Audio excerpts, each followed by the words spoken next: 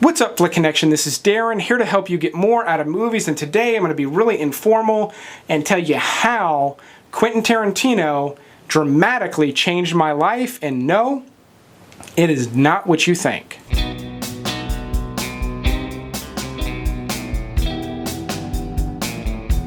So in high school, I discovered Pulp Fiction in the video store. I say discovered, I'd always heard about it, and I'll preface this by saying this is probably a topic for another video. My parents, they weren't super strict, but they were maybe more strict than most, particularly when it came to sensitive content. So like, I didn't really get to watch many, if any, rated R movies until I was like well into my teens.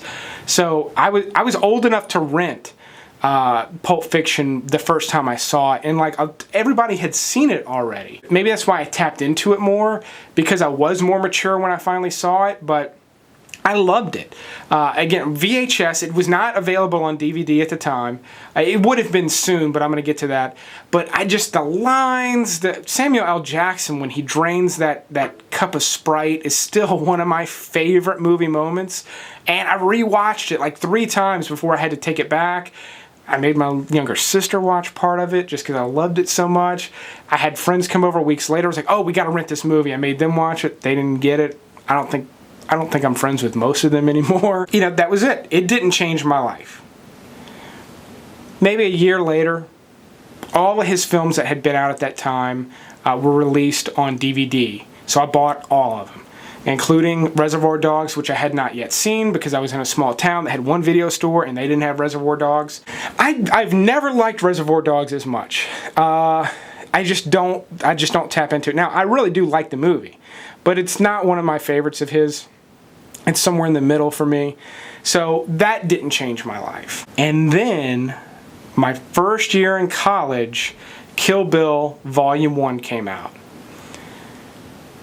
I went with 2 of my best friends at the time. I'm still close with them. We went. It was a crowded theater opening weekend, and it's still to this day one of the best theatrical experiences I've ever had. And I had only seen trailers. The internet wasn't just force-feeding you trailers nonstop like it is today. I saw like half a trailer on a TV spot, and I just knew I liked Quentin Tarantino. I was like, oh, we got to go. We're going. Let's do it.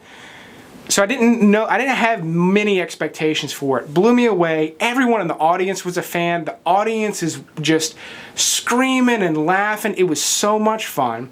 My girlfriend at the time started calling, because it's almost a 3-hour movie. It started. We had to wait in line. The whole thing. She starts calling. It wasn't even a flip phone. It was a little phone with the buttons you had to mash and a little antenna that came up. I will not answer my phone in the movie theater. And if you answer your phone in the movie theater, you need to fuck right off. Don't do that. Just don't do it. So I'm not doing it, but I'm barely peeking. I don't even want the light coming out of my pocket. I'm like, God, she's calling again. And I couldn't. I guess I could have turned my phone off. But I had the brilliant idea, let me hit the answer button. She'll hear we're still in the movie. She knew we were going to a movie. She'll hear we're in the movie and go, oh, okay. I'll call him back at a reasonable time. Well, we get out of the movie. I've got a bunch of texts. She's freaking out. She thinks I'm at a party, and we were not together for very long after this, mind you. But she thinks I'm at a party, and not only am I at a party, but I'm answering the phone, and everyone's just laughing, and I'm hanging up on her. She developed that in her head, so we broke up. Technically, that changed my life, but we would have broke up anyway. So Kill Bill didn't change my life. Halfway through college, I think with Netflix discs, or I might have even been renting from Blockbuster with the mail-in stuff instead of Netflix at the time. I saw a movie. I'm like, Robert Rodriguez. I was really into him too. I'm looking for something that he's done that I haven't seen, and I come across this movie, Four Rooms. I'd never seen it anywhere. It's never on the shelves in Blockbuster when you used to go in. I just was never exposed to this movie. It's an anthology movie with 4 stories. Rodriguez directed the 3rd story. Tarantino directed the 4th. Tim Roth stars as a bellhop. He's in this old school hotel on New Year's Eve and has to visit 4 different rooms over the course of the evening and has 4 crazy stories in each of the 4 rooms. That's what the movie is. I rented it. I loved it. Now, I didn't love it as much as Pulp Fiction or anything, but it's just one of those like hidden gems. You're like, how did I not know about this movie? How am I only just now discovering this? And it's one of those little things you want to share with people. You want to show people. You want to say, hey, look at this, you know. And they only get better. Like the first of the four is okay. The second one's pretty good. The Rodriguez one is great. And then the Tarantino one has this really long take. Bruce Willis is in it, and he's freaking out. It is wild. So I highly recommend that movie if you've never seen it. So in 2005, 2006, let's say this is 2006. This is 2006.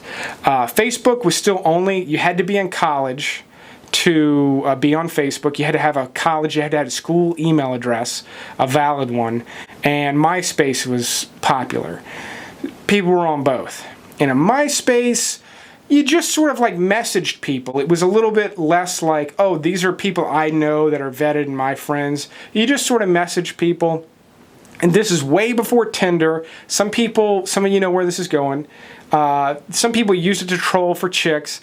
I never really did that, but at one point, I'm just kind of flipping through. There's people with similar interests, stuff like that. I can't remember how it all filtered out.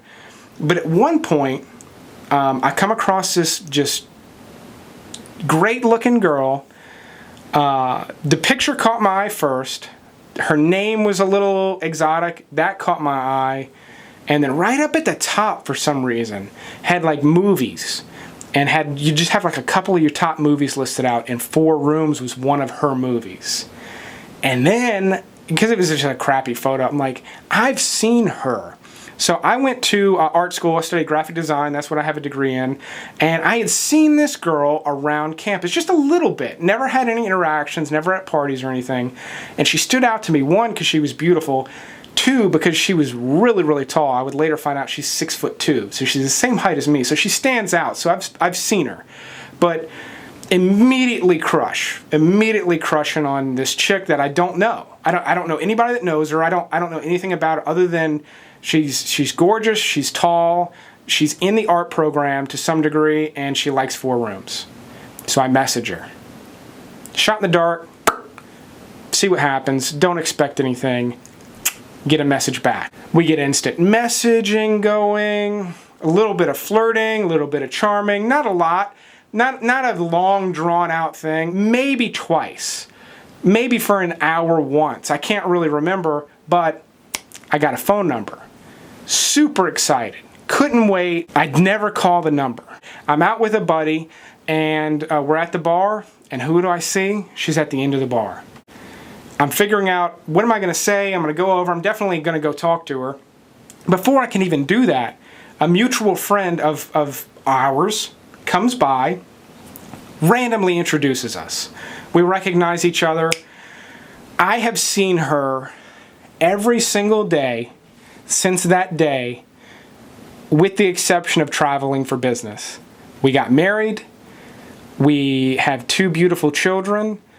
I don't know that I ever would have approached her if it wasn't for that little movie with Quentin Tarantino called Four Rooms. So that is how Quentin Tarantino has changed my life. I got a special connection with movies. I just always have. I'd almost rather watch a movie than do almost anything else. I get a lot out of them. And you know, there's those milestone ones in your life that you remember, and this little movie just has kind of a special place for me because of that. So I hope you appreciate that story. I've wanted to share it for a while. So this segment was actually taken from my pseudo live show that I've just started doing. I'll put a link in the description below to that. I say pseudo live because it's not actually live, but it's a full live recording where I'm not editing, I'm not adding clips in like I did on this video.